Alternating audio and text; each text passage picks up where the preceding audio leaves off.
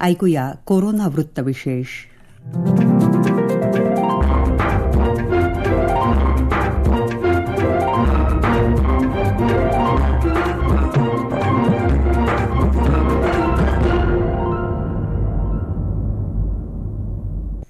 श्रोते हो, नमस्कार. आजच्या कोरोना वृत्तविशेष कार्यक्रमात आपलं स्वागत. आजच्या कोरोना वृत्तविशेषमध्ये आपण ऐकणार आहात कोरोनानं व्यापलेल्या सरत्या वर्षात आपण काय शिकलो याविषयी केलेलं विवेचन. श्रोते हो, आपण सर्वच जण कोरोनाच्या दहशतीखाली जगतोय. दिवसागणिक वाढत जाणाऱ्या आकडेवारीनं आणि कोरोनाच्या नव्या प्रजातीनं आणि त्यातली लक्षणं बघून काळजात धस्स होतंय. अनेकांनी या काळात आपली जिवलग माणसं गमावली, तर अनेकांचे जिवलग कोरोनाशी झुंज देत आहेत. मात्र या भयान आणि तणावपूर्ण वातावरणातही आपण काही नव्या गोष्टी शिकलो. आपल्याला काही नव्या सवयी जडल्या, तर काही सवयी लावून घ्याव्या लागल्या. कोरोनानं सकारात्मक आणि नकारात्मक अंगानं आपल्या सर्वांच्याच आयुष्यात प्रचंड बदल घडवले. जिवंत राहणं हीच प्राथमिकता आहे हे या कोरोना काळानं आपल्याला शिकवलं. आरोग्य संपदेचं महत्त्व कळलं. जेवणापूर्वी हात धुणं, बाहेरून आल्यावर हातपाय धुणं ही आपली संस्कृती का आहे हे लक्षात आलं. कोरोना काळात गेल्या 50 वर्षातला प्रदूषणाचा नीचांक आपण गाठला. कोरोनाच्या निमित्तानं का होईना, पण एकूण आरोग्यासाठी असलेलं बजेट हे GDPच्या फक्त 1.6% म्हणजे खूपच कमी आहे याची जाणीव आपल्याला झाली. भौतिक आणि चंगळवादी सुख निसर्गापुढे क्षुल्लक आहे. सुख म्हणजे नेमकं काय याची जाणीव या काळात प्रकर्षानं झाली. कोरोनानं व्यापलेल्या सरत्या वर्षात आपण आरोग्याबद्दल काय शिकलो याविषयी कोरोना तज्ज्ञ डॉक्टर अमोल अन्नदाते यांनी मनोगत व्यक्त केलं. इतिहासात पहिल्यांदाच 2020 या वर्षी भारतावर आणि जगावर कोरोना या महामारीचं एक अभूतपूर्व संकट ओढवलं. पण प्रत्येक गोष्टीकडे आपण सकारात्मक दृष्टीने बघितलं पाहिजे. आपण या महामारीतून 2020 मध्ये या गोष्टी शिकणं आणि काही महत्वाचे संकल्प सोडणं हीच या सगळ्या कोरोनाच्या बळींना एक श्रद्धांजली ठरेल. रोगप्रतिकार शक्ती हीच आपल्या सगळ्यांना वाचवणारी सगळ्यात महत्वाची गोष्ट ठरली. अजूनही कोरोनावर असं ठाम एक औषध नाहीये की जे औषध दिलं आणि रुग्ण ठणठणीत बरा झाला. पण ते औषध आपल्याकडे दुसरं एक नैसर्गिक औषध आपल्याकडे उपलब्ध आहे, ते म्हणजे आपला आहार. तर मला वाटतं की आपला नियमित चांगला सकस आहार घेणं आणि नियमित व्यायाम करणं हे आपल्याला कुठल्याही आरोग्याच्या संकटातून तारून नेऊ शकतं. ही सगळ्यात मोठी शिकवण आपल्याला 2020 या वर्षाने कोरोनाच्या महामारीच्या रूपात दिलेली आहे. सकस आहार म्हणजे रोज कमीत कमी 1 ग्राम प्रति किलो, उदाहरणार्थ 60 किलो वजन असेल तर 60 ग्राम प्रोटीन आपल्या पूर्ण आहारात असलं पाहिजे. रोज आपण एखादं फळ खाल्लं पाहिजे. रोज आपल्या आहारामध्ये ताक, दही किंवा दुधाचा समावेश असला पाहिजे. आणि सगळ्यात महत्वाचं, सलाड हे आपल्या आहारामध्ये रोज असले पाहिजे. कच्च्या भाज्या असल्या पाहिजे. इतका जरी मूलभूत आहार आपण भूक लागेल तेव्हा घेत गेलो तरी मला वाटतं तो आपल्या शरीरासाठी पुरेसा आहे. रोज कमीत कमी 30 मिनिटं चालण्याचा व्यायाम, जे तरुण असतील त्यांनी वजन उचलण्याची कसरत असू द्या किंवा धावणं असू द्या किंवा पोहणं असू द्या, असे व्यायाम याच्यासाठी रोज आपण 30 मिनिटं तरी दिवसातून काढले पाहिजे. एक डॉक्टर म्हणून मला एक निरीक्षण नोंदवावं वाटतं आणि सगळ्या श्रोत्यांना आवर्जून एक विनंती करावी वाटते की आजार लपवण्यामुळे अनेक रुग्णांचा कोरोनाच्या महामारीमध्ये मृत्यू झालेला आहे. म्हणून एक मोठी शिकवण आपल्याला 2020 हे साल अशी देतं की आपण कुठलाही आजार लपवायचा नाही, तर येत्या वर्षभराचा आयुष्यभराचा संकल्प आपण सोडूया की आपण रोज 30 मिनिटं व्यायाम करू, रोज 60 ग्राम प्रोटीन आणि इतर महत्वाचे घटक असलेले, जीवनसत्व असलेल्या फळ आणि भाज्यायुक्त आहार आपण घेऊ आणि आपण आजारी पडल्या पहिल्या 2 दिवसामध्ये आपल्या डॉक्टरकडे जाऊ. एवढ्या गोष्टी जरी आपण 2020 मध्ये शिकलो तर नक्कीच 2021 हे वर्ष आपल्याला सगळ्यांना आनंदाचं आणि आरोग्यदायी जाईल. श्रोते हो, मोठ्या बेफिकिरीनं भौतिक सुखासाठी आपण पैसा उधळत होतो. मात्र ज्यावेळी पैशाची चणचण जाणवू लागली तेव्हा आर्थिक शिस्त किती गरजेची आहे हे कळून चुकलं. लॉकडाऊनमुळे सर्व उद्योग, व्यापार, व्यवसाय, व्यवहार बंद झाल्यानं अनेक देशांची अर्थव्यवस्था बिघडली. मात्र समोरच्या आव्हानाला तोंड देत आपण नव्या उमेदीनं पुढे चालत राहिलो. कोरोनानं अनेक आर्थिक आव्हानं उभी केली, मात्र त्यावरही यशस्वी तोडगा शोधण्याचं काम आपण याच कोरोना काळात केलं. कोरोनानं व्यापलेल्या वर्षात आपण आर्थिक शिस्तीबद्दल काय शिकलो याविषयी आर्थिक घडामोडींचे अभ्यासक आणि सनदी लेखापाल अजित जोशी यांनी व्यक्त केलेलं मत आता आपण ऐकूया. हे वर्ष खरं सांगायचं तर मानवी इतिहासातलं अभूतपूर्व वर्ष म्हणायला हवं. या वर्षाच्या संपूर्ण कालखंडावर जवळजवळ फेब्रुवारी महिन्यापासून आतापर्यंत कोरोनाची एक घनदाट सावली होती. त्यामुळे आपण अनेक महिने संपूर्ण लॉकडाऊन मध्ये काढले. अजूनही पूर्णतः हा रोग आणि ही सावली दूर झालेली नाहीये. परंतु इतर सगळ्या क्षेत्रांबरोबरच कोरोनाचा एक मोठा प्रभाव आर्थिक क्षेत्रावर सुद्धा पडला. आणि तुम्हाला आम्हाला असा प्रश्न नक्की पडला असेल की ह्या सगळ्या परिस्थितीमध्ये, या परिस्थितीच्या पार्श्वभूमीवर येत्या काही काळामध्ये आपण सामान्य माणसांनी आपली कमाई, आपला खर्च, आपली गुंतवणूक याबद्दल काय दृष्टिकोन ठेवावा.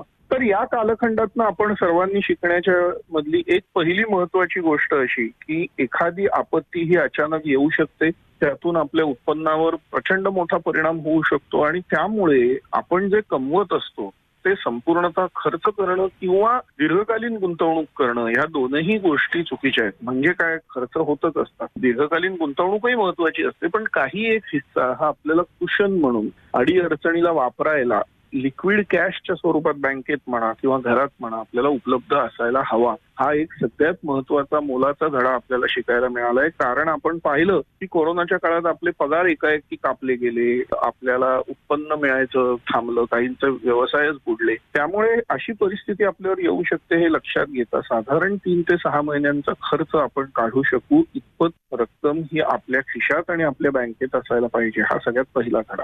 कोरोनाच्या निमित्ताने ज्या वेळेला आपल्या मेड्स घरी येत नव्हत्या, आपण हॉटेलिंग करत नव्हतो, थिएटरला जात नव्हतो, ते ह्या सगळ्या प्रक्रियेत आपल्या कदाचित हेही लक्षात आलं असेल की किती सारे खर्च आपण वाचवू शकतो. माझं असं म्हणणं नाही की येत्या काळात आपण मजा करू नये, हॉटेलिंग करू नये, परंतु ह्या सगळ्या खर्चांना थोडीशी कात्री लावणं हे आता शक्य आहे, खास करून आपल्या उत्पन्नाला कात्री लागलेली असल्यामुळे. हा दुसरा पैलू आहे. आपण हे पाहिलं की जवळजवळ 9 महिन्यांच्या काळामध्ये आपलं शेअर मार्केट हे 27-28 हजारावरनं 45-46 हजारापर्यंत गेलं. म्हणजे जवळजवळ 70-80% वर गेलं. आता ज्या लोकांनी एकदम शेअर मार्केट कोसळल्यामुळे पुढे काही भवितव्य नाही असं समजून शेअर विकले 27-28 हजाराला आणि नंतर जाऊन 35-36 हजाराला परत विकत घेतले, त्यांचं अकारण नुकसान झालं. त्यामुळे शेअर बाजार ही गोष्ट शांत डोक्यानेच हाताळण्याची आहे.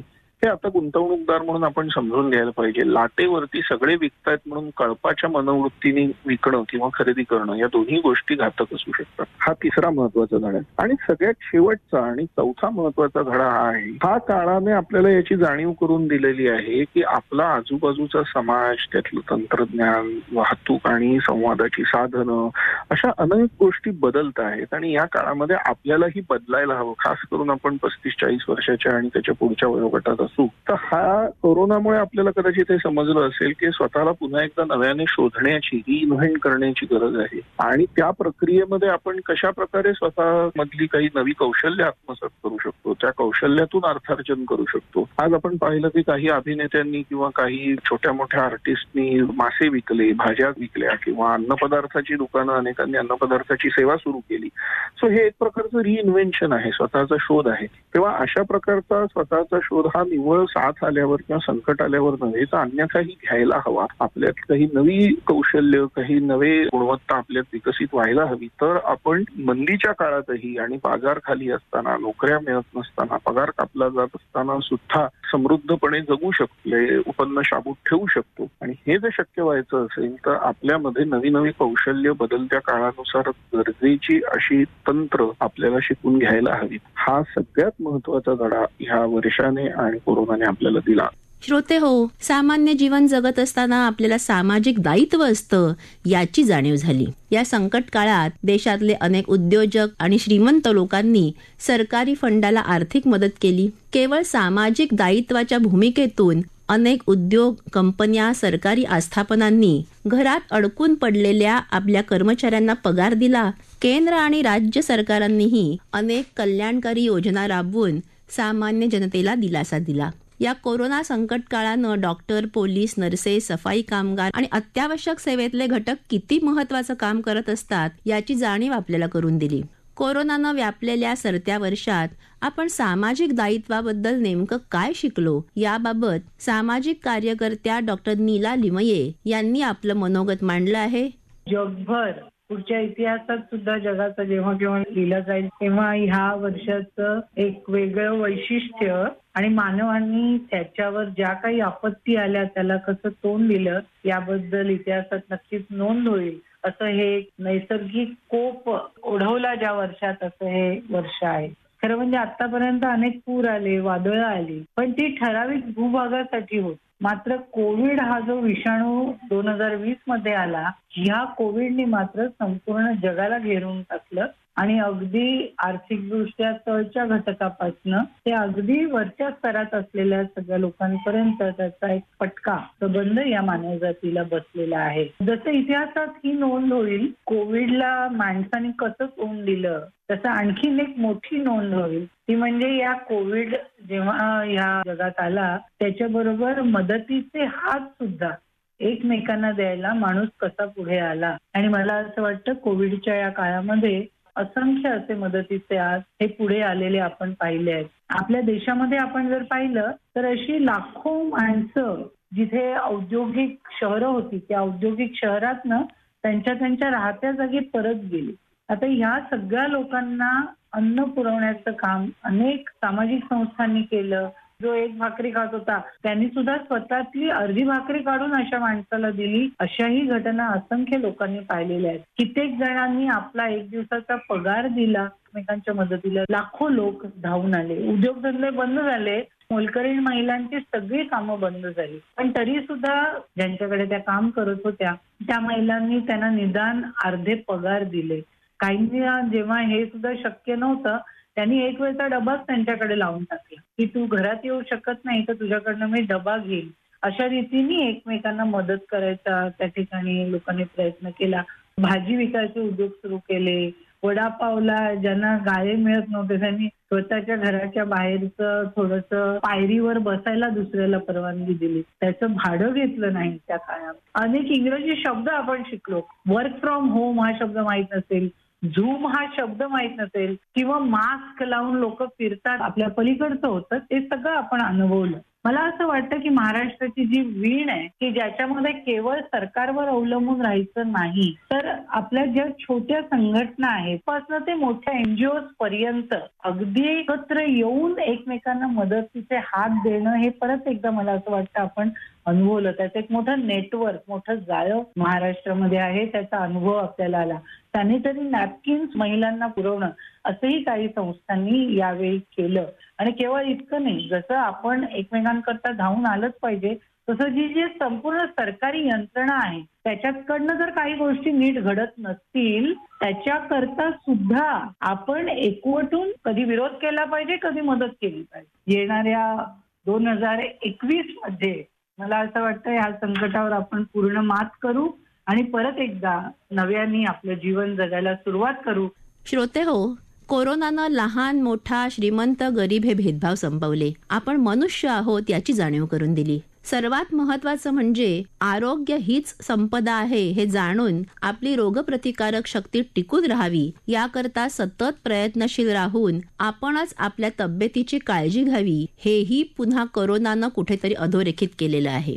श्रोते हो, याबरोबरच आजचा कोरोना वृत्तविशेष कार्यक्रम संपला. हा कार्यक्रम आकाशवाणी मुंबईच्या प्रादेशिक वृत्त विभागानं सादर केला. सादरकर्त्या सरस्वती कुवळेकर, निर्मिती सहाय्य विवेक वानखडे, लेखन आणि समन्वय विकास यादव आणि विजया सहजराव, निवेदन नंदिनी मथुरे.